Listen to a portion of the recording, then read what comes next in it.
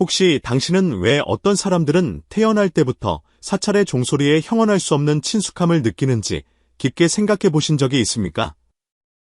왜 불상을 보자마자 자신도 모르게 눈물이 주르륵 흘러내리는지, 혹은 왜 꿈속에서 항상 연꽃이 만발한 고대의 정원을 선명하게 보게 되고 깨어난 후에도 그 마음의 여운이 오랫동안 가라앉지 않는지 의문을 품어본 적이 있으십니까? 이것은 결코 우연이 아니며 이것은 바로 업력의 메아리입니다. 능엄경에서 이르기를 일체의 중생이 시작 없는 옛적부터 생사가 계속되는 것은 모두 항상 머무는 참된 마음을 알지 못하기 때문이라고 하였습니다. 당신은 지금 이 순간 이 내용을 접하게 된 것이 그저 우연이라고 생각하십니까? 아닙니다.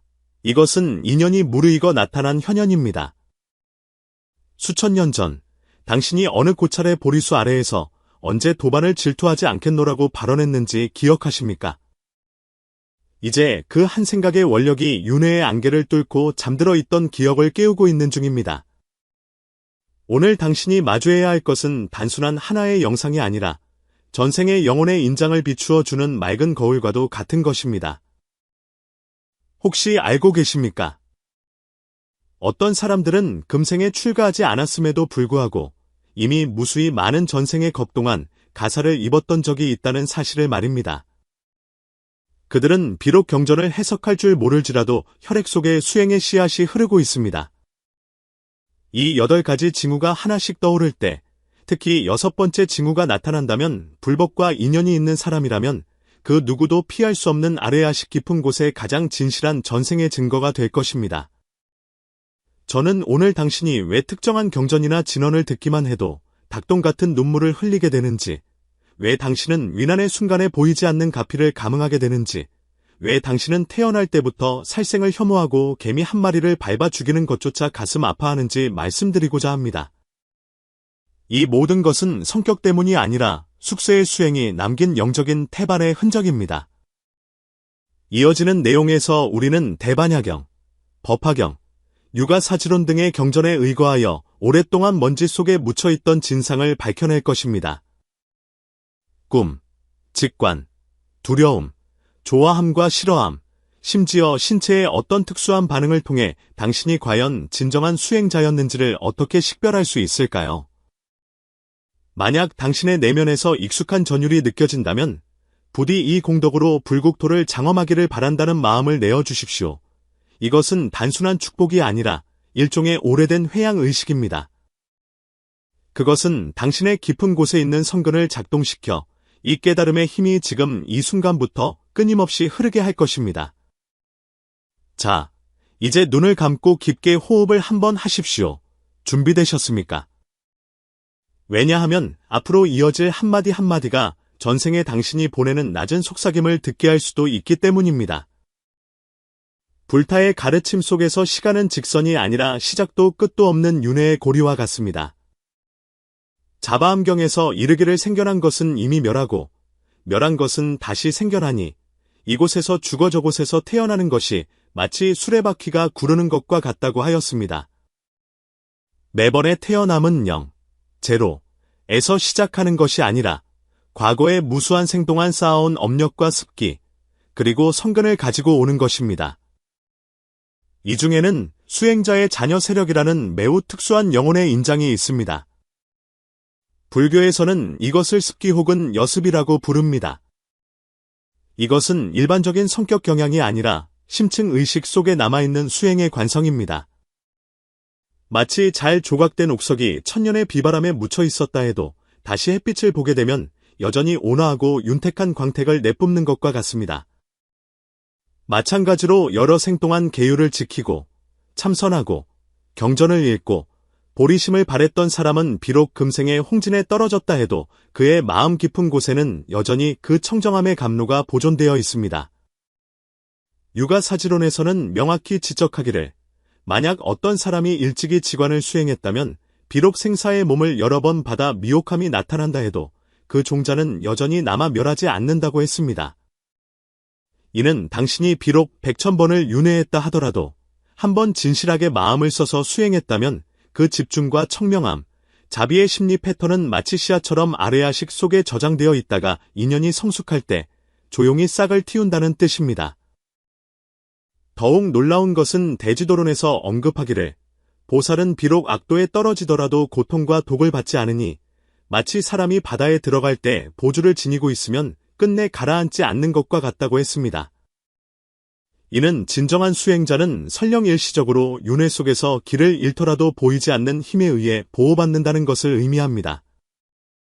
이 힘은 외부의 신명에게서 오는 것이 아니라 자기 자신이 과거에 닦은 공덕이 응집된 광채입니다. 불타께서는 법화경 상불경 모살품에서 놀라운 이야기를 들려주셨습니다. 한 보살이 있었는데 다른 사람들이 그를 아무리 욕하고 때려도 그는 공경하며 합장하고 말하기를 나는 당신들을 감히 가볍게 여기지 않습니다. 당신들은 모두 마땅히 부처가 될 분들이기 때문입니다라고 하였습니다. 그는 이로 인해 무량한 고난을 겪었으나 끝내 도심에서 물러나지 않았습니다.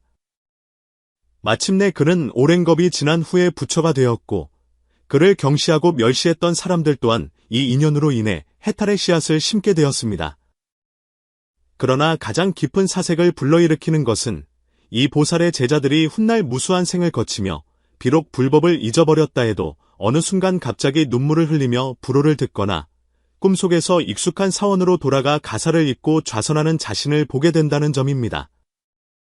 이것이 바로 오늘 우리가 밝히고자 하는 비밀, 전생의 수행자가 남긴 8가지 영적 메아리입니다.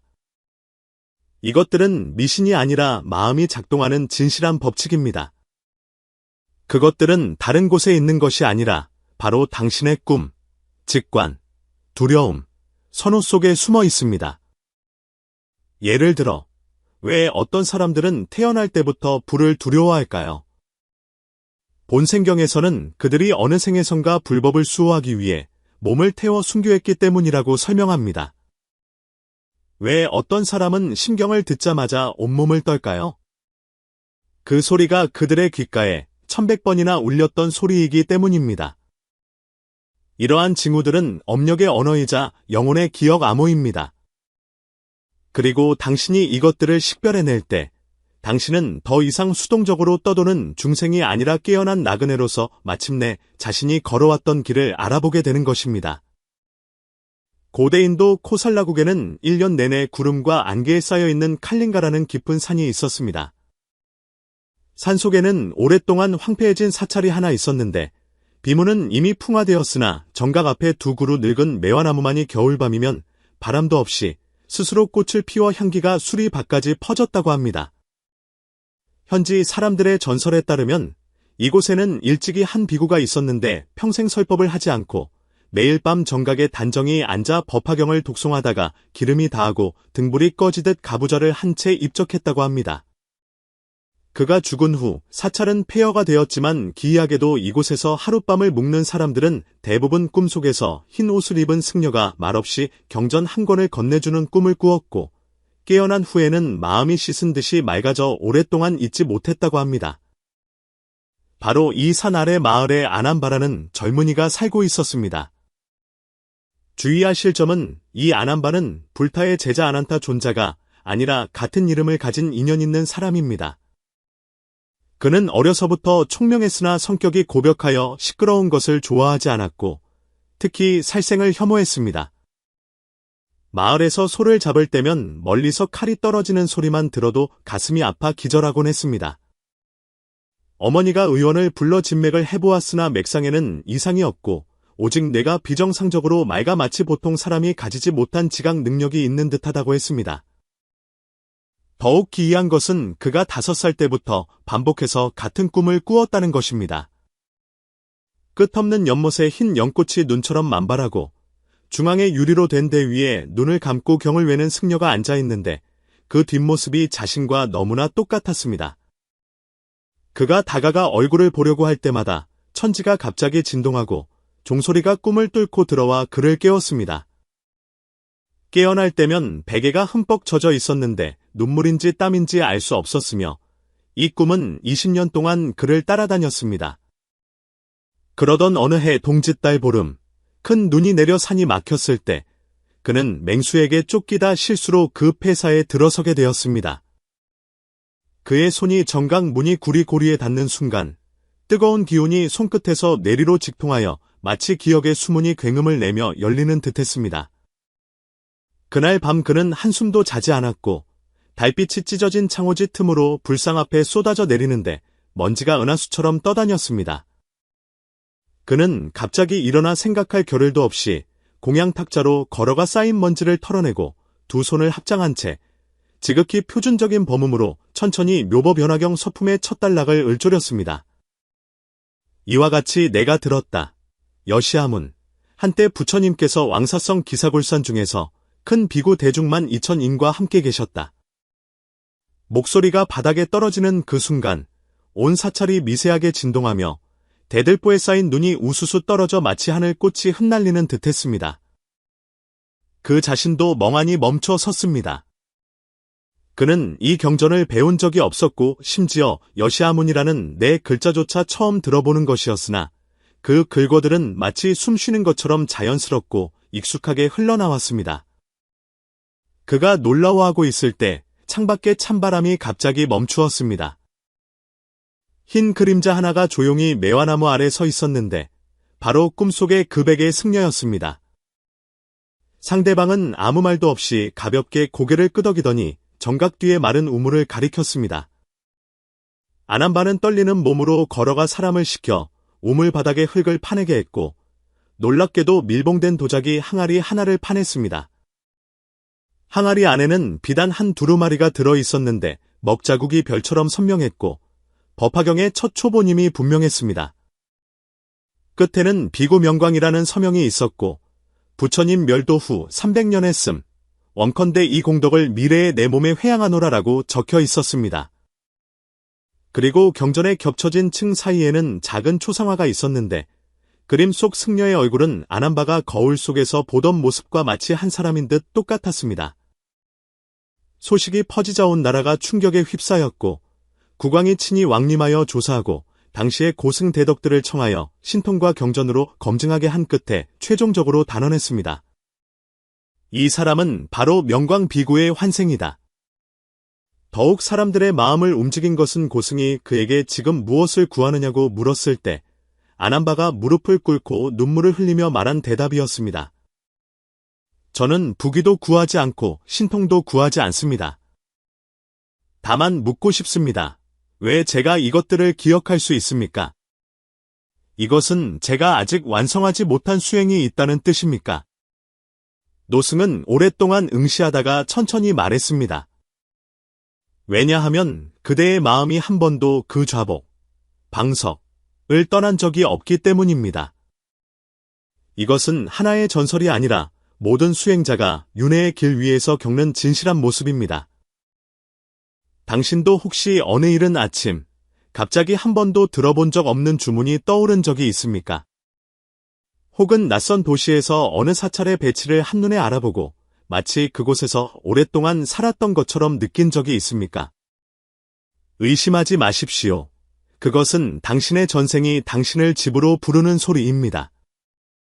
그날 밤, 노승은 등불 아래에서 아난바에게 깊고 오묘한 법의 뜻을 설해 주었습니다. 중생이 윤회를 멈추지 못하는 것은 업력이 너무 무거워서가 아니라 성근이 아직 무르익지 않았기 때문입니다.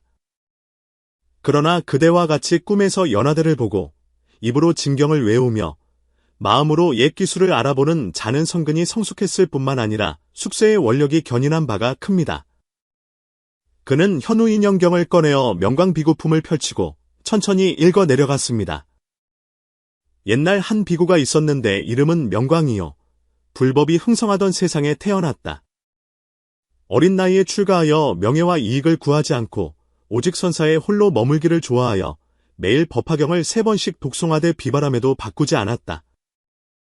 그러나 그의 성품이 침묵하여 동료들이 비웃기를 이 사람은 끝내 아무것도 이루지 못하고 그저 멍하니 앉아있을 뿐이라 했다.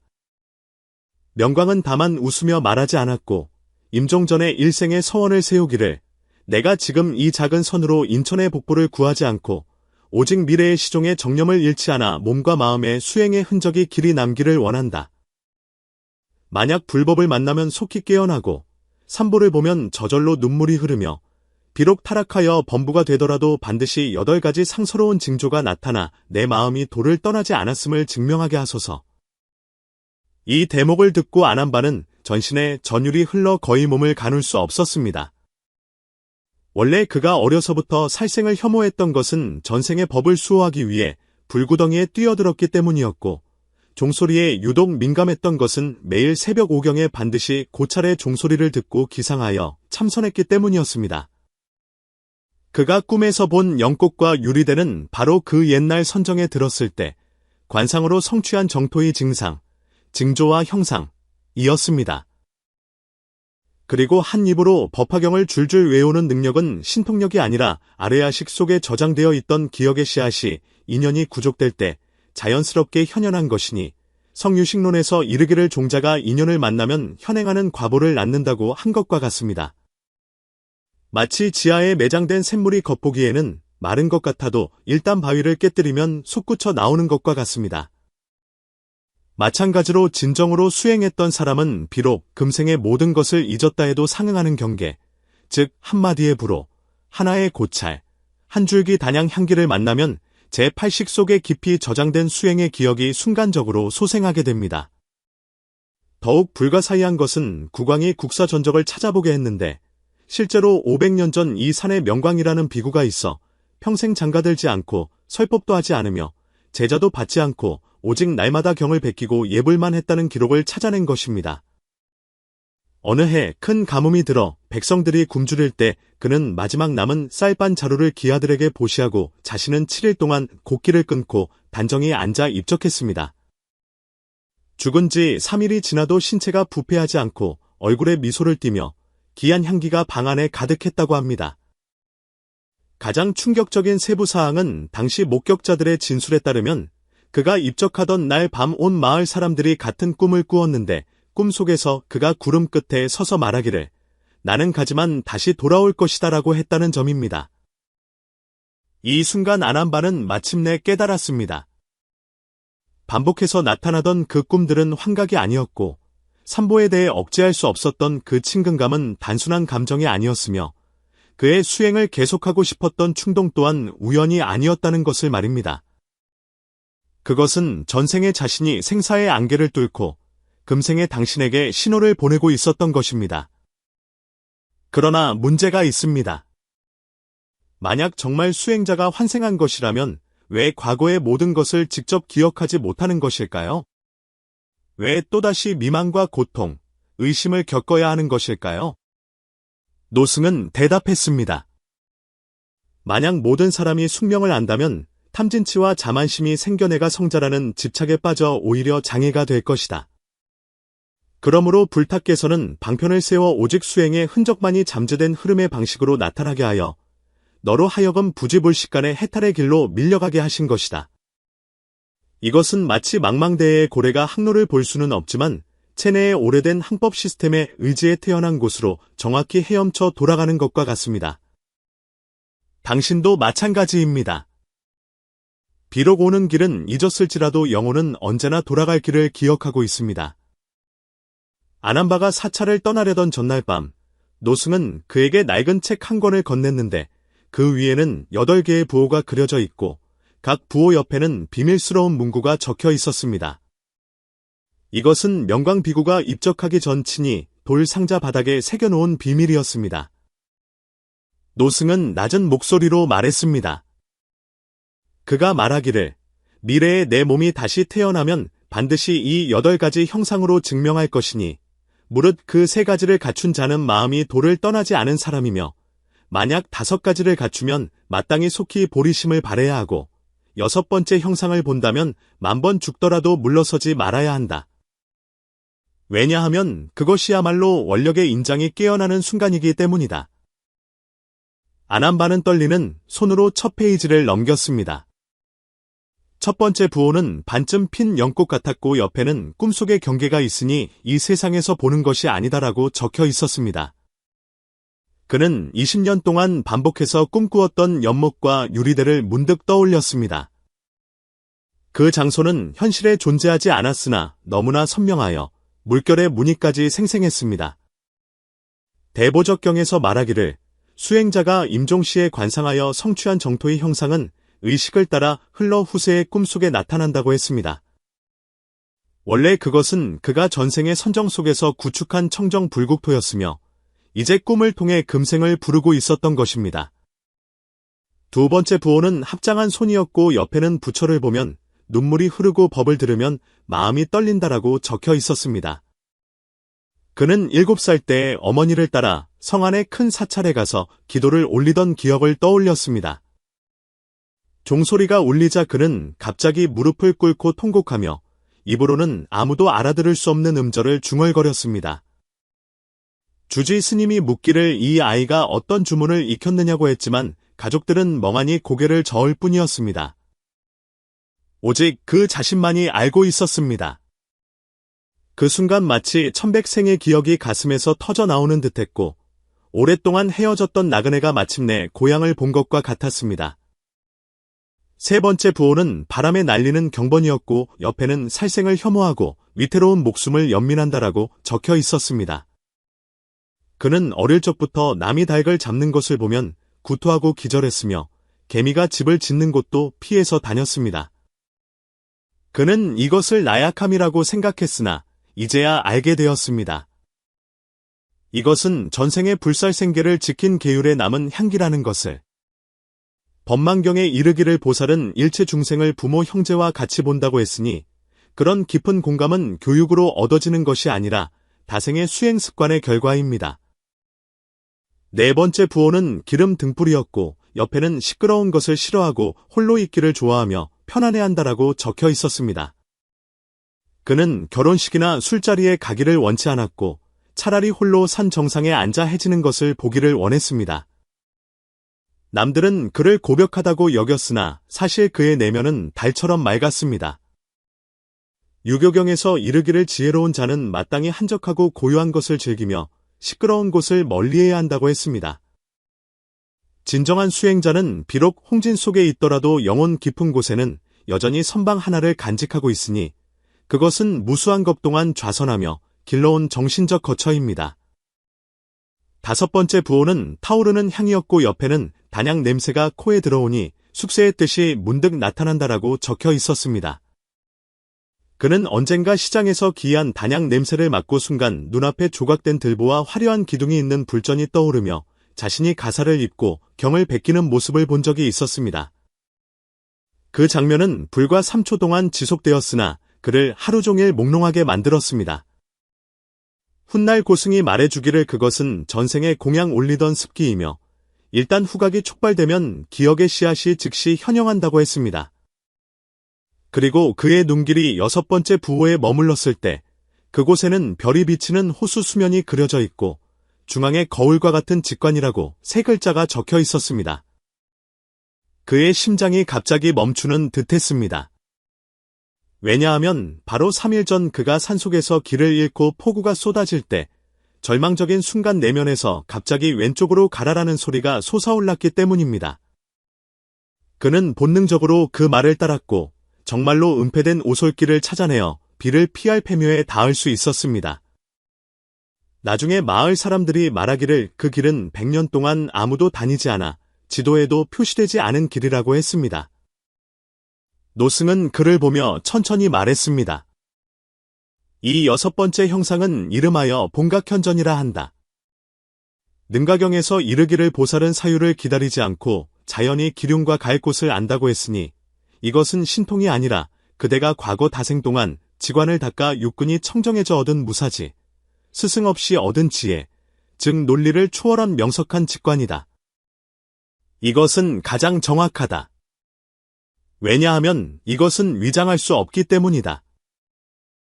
전 세계 99%의 사람들은 결정적인 순간에도 여전히 분석과 판단에 의지하지만 오직 진정한 수행자의 환생만이 위난 속에서 내면의 고요한 소리를 들을 수 있습니다. 아난바는 하염없이 눈물을 흘렸습니다. 그는 마침내 확신했습니다.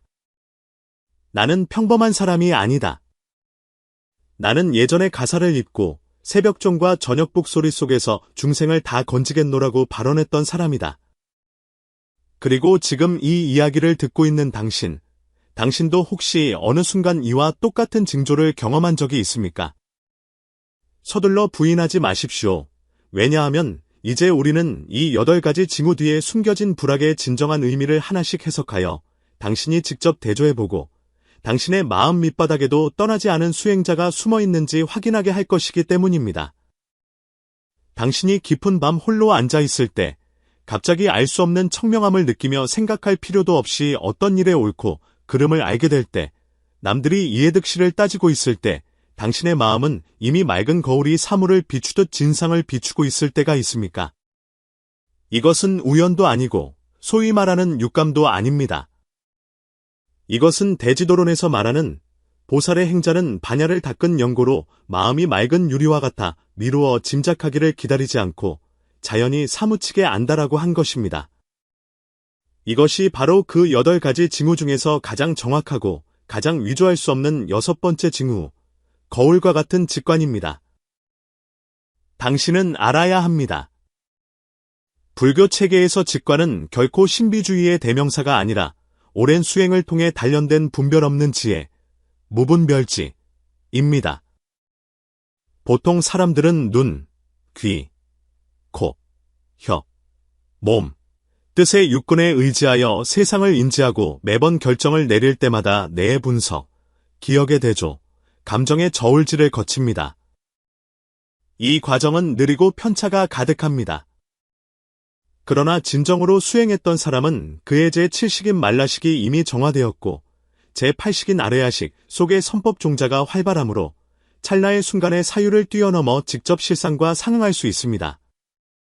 마치 오랫동안 닦은 구리 거울이 설령먼지를 뒤집어 썼다 해도 가볍게 닦아내기만 하면 즉시 사람을 비출 수 있는 것과 같습니다. 당신의 직관은 바로 그 거울의 반사광입니다. 하지만 왜 99%의 사람들이 이것을 가지고 있다고 말할까요? 왜냐하면 거의 모든 불법과 인연 있는 생명들은 어느 생에선가 적어도 한 번은 깊은 참선의 경험을 가졌기 때문입니다. 어쩌면 단지 어느 황혼 무렵 10분 동안 정자했을 수도 있고 어쩌면 고찰에서 법문을 한 번 듣고 눈물을 흘리며 발언했을 수도 있습니다. 그 일념의 청정함이 이미 아레아식 속의 반야의 씨앗을 심었고 금생의 인연이 성숙하자 이 씨앗이 직관의 형태로 흙을 뚫고 나온 것입니다. 유가사지론 성문지에서는 극히 분명하게 말하고 있습니다. 만약 사람이 일찍이 사념처를 닦았다면 비록 백겁을 지나 범부의 지위에 떨어졌다 해도 그 마음이 경계 위에서 스스로 검열하고 선택하는 힘이 있다.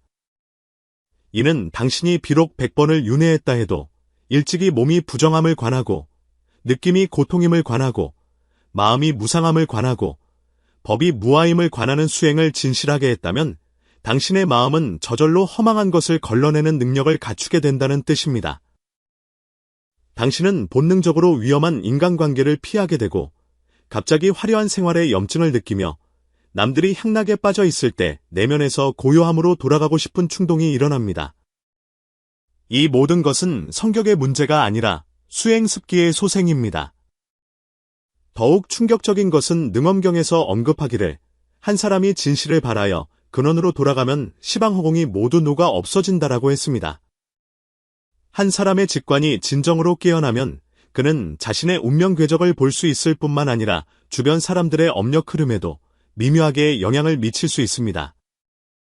당신은 발견한 적이 있습니까? 어떤 사람은 그 자리에 나타나기만 해도 혼란스러운 상황이 서서히 평온해지고 다투던 쌍방이 그를 보면 분노가 저절로 사라지는 것을 말입니다. 이것이 바로 적정력, 고요함의 힘의 현현이며 그것은 무수한 겁 동안 계율을 지키고 선정을 닦아 응집된 에너지 장입니다.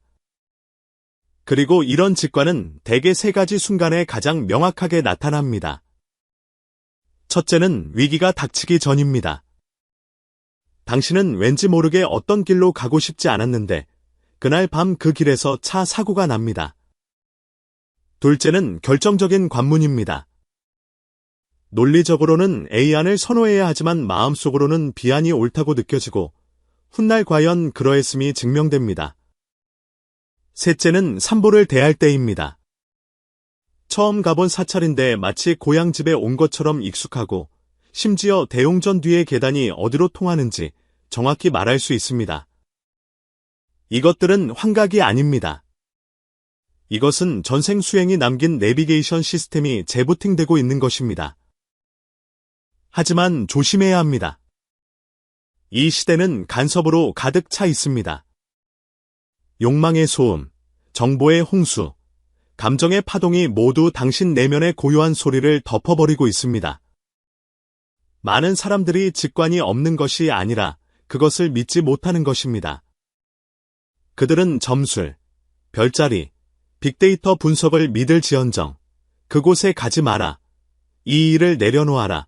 저 사람은 믿을 수 없다라고 하는 그 미약하지만 단호한 소리를 들으려 하지 않습니다. 불타께서는 증일아함경에서 경고하시기를 말법 시대의 중생은 외도의 복서, 는 믿으면서 자기 마음의 광명은 믿지 않는다고 하셨습니다. 당신이 자신의 직관을 의심할수록 그것은 더욱 침묵할 것이고 당신이 그것을 신뢰할수록 그것은 더욱 강해질 것입니다. 그러므로 기억하십시오. 만약 당신이 결정적인 순간에 생각 없이 올바른 선택을 한 적이 있다면, 만약 당신이 거짓말 속에서 한눈에 진실을 꿰뚫어 본 적이 있다면, 만약 당신의 마음이 소란스러움 속에서도 여전히 침범할 수 없는 한 조각 고요한 땅을 간직하고 있다면, 이것은 재능이 아닙니다. 이것은 당신이 전생의 수행자였다는 인증 배지이며, 이것은 단지 8가지 징후 중 하나일 뿐 진정한 비밀은 뒤에서 밝혀지기를 기다리고 있습니다. 거울과 같은 직관은 6번째 징후이자 가장 정확한 인증입니다. 하지만 당신은 생각해 본 적이 있습니까? 왜 전생에 수행했던 사람이 바로 정토에 왕생하지 않고 금생에 다시 인간으로 태어났을까요? 왜 망각과 미망, 고통을 겪으며 심지어 한때 불법을 등지기까지 해야 했을까요? 이 문제의 답은 법화경 화성유품의 저 천고의 가르침 속에 숨겨져 있습니다. 불타께서 말씀하시기를 옛날 한 무리의 수행자들이 보물이 있는 곳으로 가서 값을 매길 수 없는 진귀한 보물을 얻으려 했으나 길이 멀고 험난하여 중도에 지치고 물러나려 하자 길을 인도하는 스승이 신통력으로 하나의 성곽, 화성을 만들어 그들로 하여금 들어가 쉬게 했다. 그들이 기력을 회복하자 스승은 비로소 말하기를 이 성은 진짜가 아니다. 너희들은 머무르지 말라. 전방에 보물이 있는 곳이 있으니 마땅히 계속 나아가야 한다라고 하셨습니다. 이 화성은 바로 윤회 속의 갖가지 안일함과 착각이며 저 보물이 있는 고지야말로 구경의 열반입니다. 그러나 중요한 것은 진정한 보살은 종점에 도착하기를 서두르지 않는다는 점입니다. 유마경에서 이르기를 비유컨대 고원이나 육지에서는 연꽃이 피지 않고 낮고 습한 진흙탕이라야 이 꽃이 핀다고 했으니 가장 깊은 지혜는 청정한 불국토에 있는 것이 아니라 오타각세의 홍진 깊은 곳에 있습니다. 따라서 수많은 진정한 수행자들은 업력에 끌려 윤회에 떨어진 것이 아니라 주동적으로 다시 오기를 선택한 것입니다. 마치 명광비구가 임종시에 발언하여 비록 정념을 잃더라도 몸과 마음에 수행의 흔적을 남기기를 원한다고 한 것처럼 그는 실패한 것이 아니라 전략적으로 다시 태어남을 선택한 것입니다. 그는 완전히 망각한 상태에서 다시 깨어나는 것이 성취해내는 깨달음이 사찰에 계속 머물며 수행하는 것보다 훨씬 더 견고하다는 것을 알았습니다. 이것이 바로 대승불교의 가장 심오한 지혜인 역행도생, 거스르는 행으로 중생을 제도함, 즉 미혹을 풀어 깨달음을 이루는 것입니다. 대지도론에서는 놀라운 진실을 밝히고 있습니다. 보살은 중생을 불쌍히 여겨 일부러 생사에 들어가니 비록 번뇌가 있으나 그것에 오염되지 않는다. 이는 어떤 고의 수행자들은 인연 있는 중생을 구제하기 위해 고의로 한 가닥 집착과 무명을 남겨두어 다시 인간 세상에 태어날 수 있게 한다는 뜻입니다. 그들은 업력에 의해 끌려 내려온 것이 아니라 원력으로 다시 온 것입니다. 승원제례. 그러므로 당신이 꿈에서 연꽃을 보고 법문을 들으며 눈물 흘리고 살생을 혐오하며 홀로 있기를 좋아하는 등의 수행인장을 갖추고 있음을 발견했을 때 이것을 단지 성근의 발현이라고만 생각하지 마십시오. 당신은 이것이 당신 자신의 전생이 온갖 방법을 동원해 당신을 깨우고 있는 것일 수 있음을 깨달아야 합니다. 더 나아가 능가경에서는 지적하기를 아레아식 속에는 청정한 종자가 있으니 이름하여 봉각이라 한다고 했습니다. 이 봉각은 후천적으로 닦아서 얻는 것이 아니라 모든 중생이 본래 갖추고 있는 불성입니다. 그러나 일반인에게는 층층의 먹구름에 가려진 달과 같지만 일찍이 수행했던 사람에게는 이 먹구름이 잠시 지나가는 것에 불과하여 달빛이 여전히 희미하게 새어 나옵니다. 이것이 바로 당신이 금생에 속하지 않은 듯한 친숙함을 느끼는 이유입니다. 가본 적 없는 사찰에 들어섰는데 공양간이 어디인지, 요사체로 어떻게 가는지 훤히 알고 있고, 처음 심경을 듣는데 눈물이 멈추지 않으며, 꿈속에서 장삼을 읽고 절을 하며 모르는 주문을 외우는 자신을 보는 것, 이 모든 것은 우연이 아닙니다. 이것은 봉각이 꿈, 감정, 감각을 통해 당신에게 신호를 보내는 것입니다. 불교의 위대한 점은 당신이 누구인지 알려줄 뿐만 아니라 당신에게 완전한 각성 시스템을 제공한다는 것입니다. 이 시스템이 바로 8가지 징후 뒤에 있는 심층 기제입니다. 꿈의 현상은 아레아식 기억의 방출이고, 법문을 듣고 흘리는 눈물은 숙세성근의 공명 반응이며, 살생을 혐오하는 것은 직의 습기의 자연스러운 유출입니다. 삼보를 친근해하는 것은 다생의 공양으로 형성된 업력의 자극이고, 단양 냄새에 고요해지는 것은 후각이 촉발한 심층 기억의 회귀이며, 거울 같은 직관은 반야 지혜의 자녀 작동입니다. 특정 사물에 대한 공포는 전생의 사망 경험이 잠재의식에 각인된 것이고, 신체의 특수한 감흥은 기맥수행이 남긴 에너지 흔적입니다. 이 모든 항목은 불경의 근거가 있고 심리적 실증이 있으며 미신이 아닙니다. 특히 7번째 징후인 특정 사물에 대한 막연한 공포를 보십시오.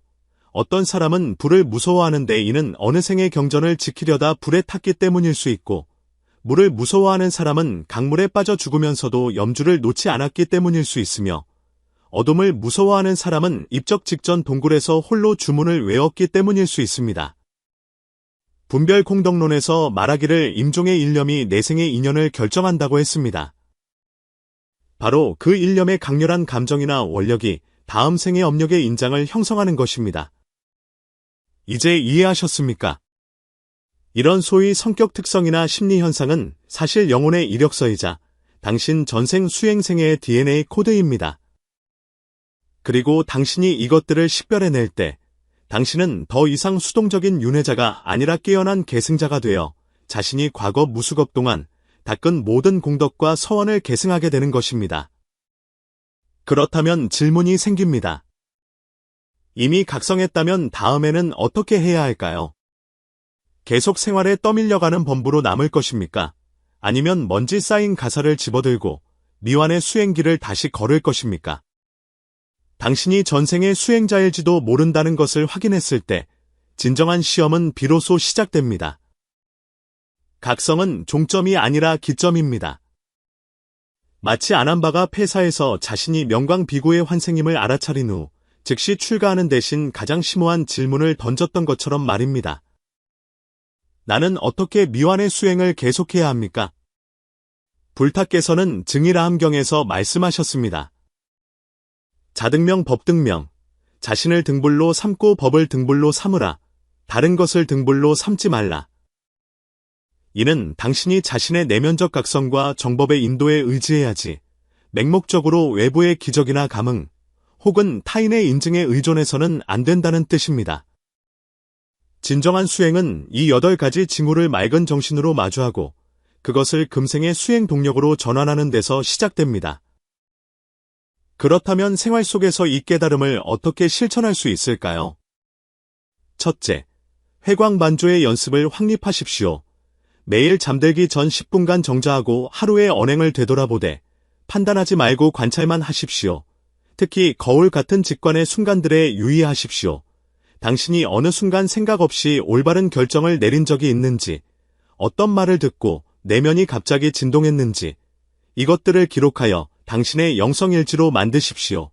대념초경에 이르기를 마음의 무상함을 관하면 있는 그대로 아는 지혜를 얻는다고 했습니다. 당신이 자신의 알아차림을 알아차리기 시작할 때 당신은 이미 각성의 길 위에 있는 것입니다. 둘째, 숙세 성근을 깨우는 의식을 행하십시오. 조용한 공간을 찾아 천연 단향을 피우고 화학향은 피하십시오. 눈을 감고 심호흡을 3번 한 다음 나직이 을조리십시오. 원컨대 나의 숙세에 닦은 모든 성근이 지금 현현하기를, 원컨대 나의 과거에 바란 모든 서원이 지금 다시 이어지기를. 이것은 외부의 힘을 비는 것이 아니라 자신의 아래야식에 신호를 보내는 것입니다. 많은 사람들이 이런 상태에서 갑자기 눈물을 흘리거나 몸이 뜨거워지거나 심지어 고대의 사찰이나 경전 조각을 꿈꾸기도 합니다. 이것들은 모두 성근이 소생하는 징조입니다. 셋째, 꿈 일기로 잠재의식의 기억을 잠금 해제하십시오. 전용 노트를 준비하여 매일 아침 깨어나자마자 꿈의 내용을 적으십시오. 비록 단편적인 장면이라도 좋습니다.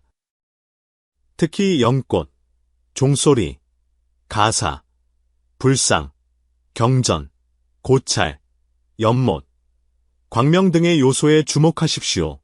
육아사지론에서는 꿈에서 보는 것이 대부분 습기의 현상이라고 지적했습니다. 만약 당신이 며칠 연속으로 비슷한 장면을 꿈꾼다면 그것은 당신 전생 수행지의 투영의 가능성이 높습니다. 억지로 해석하려 하지 말고 지속적으로 기록만 하십시오. 3개월 후면 놀라운 패턴이 떠오르는 것을 보게 될 것입니다. 넷째, 삼보 친화력 테스트를 해보십시오. 익숙하지 않은 사찰에 가서 아무런 목적 없이 그저 조용히 걷고, 보고, 느끼십시오. 당신의 감정 변화에 주의를 기울이십시오. 왠지 모르게 울고 싶은지, 비정상적인 편안함을 느끼는지, 저절로 합장하게 되는지. 이런 반응이 강렬할수록 당신과 불법의 인연이 깊다는 뜻입니다. 여건이 허락한다면 단기 출가나 집중 수행에 참여하여 밀도 있는 정진 속에서 심층 기억을 깨워보는 것도 좋습니다. 하지만 반드시 3가지 오해를 경계해야 합니다. 첫째는 신통에 대한 집착입니다. 꿈에서 불보살을 보았다고 해서 자신이 고승의 환생이라 여기고 남의 운명을 점치거나 깨달았다고 선전하는 것입니다. 능엄경에서는 경고하기를 성인이라 자칭하지 말라. 만약 성인이라 자칭하면 무사마의 침입을 받는다고 했습니다. 각성은 해탈을 위한 것이지 이고를 만족시키기 위한 것이 아닙니다. 둘째는 현실 도피입니다. 어떤 사람들은 각성 후 즉시 출가하여 홍진을 끊으려 하지만 인간 세상이 곧 도량이라는 참뜻을 간과합니다. 진정한 수행은 가정과 직장에서 깨어있음을 유지하는 것이지 책임을 도피하는 것이 아닙니다. 셋째는 자아 신격화입니다. 몇 가지 징후를 갖추었다고 해서 내가 남보다 수승하다고 생각하지 마십시오. 금강경에서 이르기를 만약 보살에게 아상, 인상, 중생상, 수자상이 있으면 곧 보살이 아니라고 했습니다. 진정한 수행자는 깨어날수록 더 겸손해집니다. 기억하십시오. 당신은 누구의 환생이 되려는 것이 아니라 자신이 다하지 못한 서원을 완성하려는 것입니다. 당신이 소란 속에서 내면의 고요한 소리를 들을 수 있을 때, 유혹 앞에서 본능적으로 청정한 길을 선택할 때, 고난 속에서도 여전히 자비로운 말을 할 수 있을 때, 그 순간 당신은 더 이상 자신이 누구인지 증명할 필요가 없습니다. 왜냐하면 당신은 이미 그 해답을 살아가고 있기 때문입니다. 당신이 보고 있는 이 글자 하나하나는 결코 우연이 아닙니다. 이 8가지 징후는 당신에게 나는 수행자였다라는 라벨을 붙여주기 위한 것이 아니라 당신 마음속에 오랫동안 닫혀있던 문을 여는 8개의 열쇠입니다. 문 뒤에는 영광도 없고 신통도 없으며 오직 잘 개어 놓은 가사 한 벌과 기름 냄새가 아직 가시지 않은 등잔 하나, 그리고 당신의 대답을 기다리는 질문 하나가 있을 뿐입니다. 그대는 계속하시겠습니까? 불타께서는 법화경에서 말씀하셨습니다. 만약 사람이 산란한 마음으로라도 탐묘 안에서 나무불하고 한번 부르면 모두 이미 불도를 이루리라. 단지 한 번의 불호조차 해탈의 원인을 심는데 하물며 당신 몸에 있는 그 선명하고 식별 가능한 수행에 인장드리겠습니까? 그것들은 과거의 유적이 아니라 미래의 부름입니다. 어쩌면 당신은 자신이 그저 홍진 속에서 생존을 위해 발버둥치는 평범한 사람이라고 생각했을지도 모릅니다. 하지만 오늘 밤 부디 자신을 다시 인식하십시오.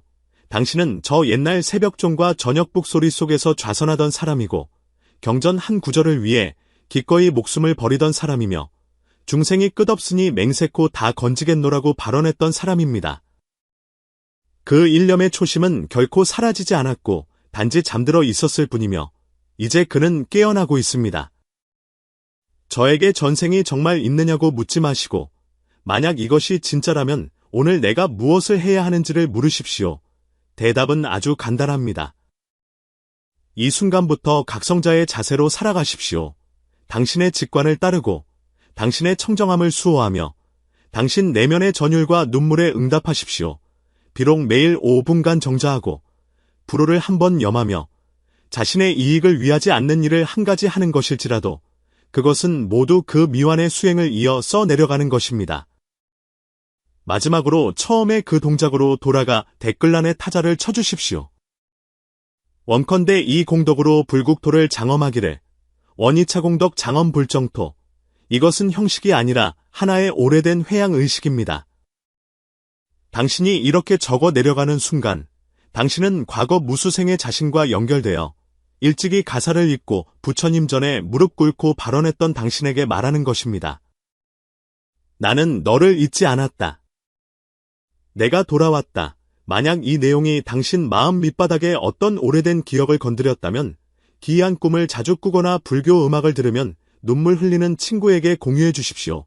어쩌면 당신들은 같은 고찰에서 함께 수행했던 도반이었을지도 모릅니다. 저는 당신들의 동행자입니다. 생사를 가로지르는 이 귀향의 길 위에서 우리는 마침내 다시 만나게 될 것입니다.